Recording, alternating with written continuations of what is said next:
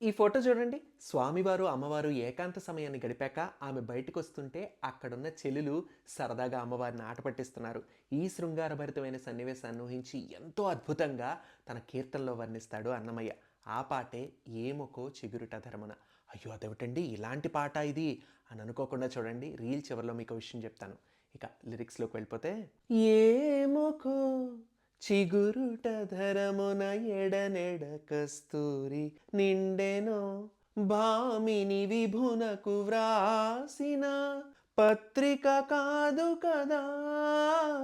ఎందుకో అమ్మవారి పెదవి చివర అక్కడక్కడ కస్తూరి అంటుకుందే అని ఒక ఆమంటే, ఇంకొక ఆమె పెదవులతో ఆయనకి ప్రేమలేఖలు వ్రాయడం లేదు కదా అని చిలిపిగా ఆట పట్టిస్తోంది. వెంకటేశ్వర స్వామిని చలువ కోసం కస్తూరి పునుగు తేలంతో అలంకరిస్తూ ఉంటారు. అమ్మవారు స్వామివారిని ముద్దాడినప్పుడు ఆ కస్తూరి ఆమె పెదవులకు అంటిందేమో అని అందంగా కొనియాడుతున్నారు ఇక్కడ. ఇక నెక్స్ట్ లైన్స్ లో కలికి చకోరాక్షికి కడ కన్నులు కెంపై తోచిన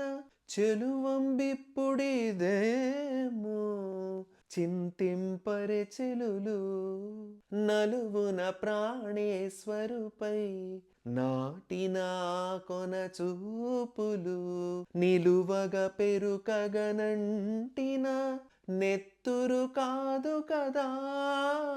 అలాగే మరొక కామెంట్ ఉంది. చెకోర పక్షి వంటి కన్నులు కలిగిన ఈ అందాల రాశి కంటి చివర్లు ఇప్పుడు కెంపుల్లా ఎర్రగా ఉన్నాయే, ఆలోచించండే చెల్లారా అని అంటే మరొక కామెంట్ ఉందిట.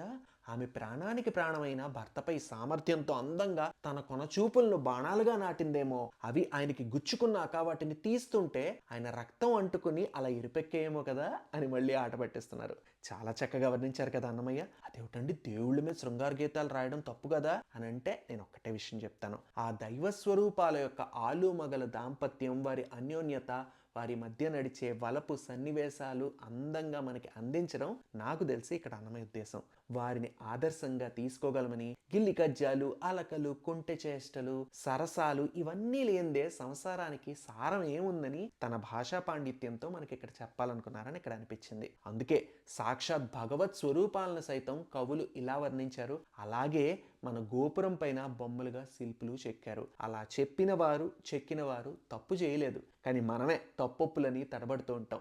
వాటిని ఎప్పుడు ఎక్కడ ఏ దృష్టితో చూడాలన్న ఇంగితంతో, ధర్మంతో మెలిగితే సృష్టిని ముందుకు తీసుకెళ్లే నీతి కనబడుతుంది, లేకపోతే భూతే కనబడుతుంది.